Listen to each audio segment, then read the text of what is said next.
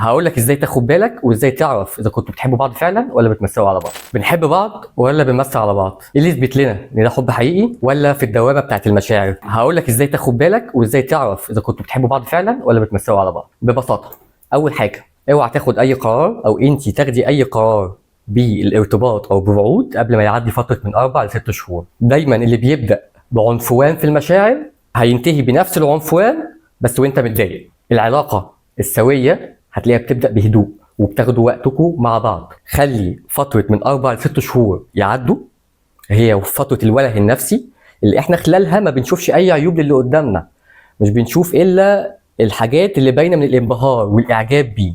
لما الفتره دي بتعدي ببدا اشوف الديفوهات بشكل منطقي شويه وحياتي. لو لقيت نفسي متقبل الديفوهات زي ما انا متقبل المميزات ومش مأثره عليا ويمكن اكون حاببها كمان، يبقى كمل. ادوا نفسكم وقت اكتر. رقم 2، شوف الوقت والمجهود. اغلى ما عند الانسان دايما هو وقته ومجهوده. شوف مشاركتكم لبعض في الاهتمامات اللي ممكن تبقى انتوا عارفين ان هي مش اهتماماتها زي اهتماماتي، بس بتبذل المجهود ان هي تبقى معاك، تبقى موجوده. تالت حاجه خد بالك منها كويس قوي، الشخص اللي قدامك بيتاثر ازاي لما انت بتعمل انجاز. هل بيخاف منه؟ هل بيتاثر؟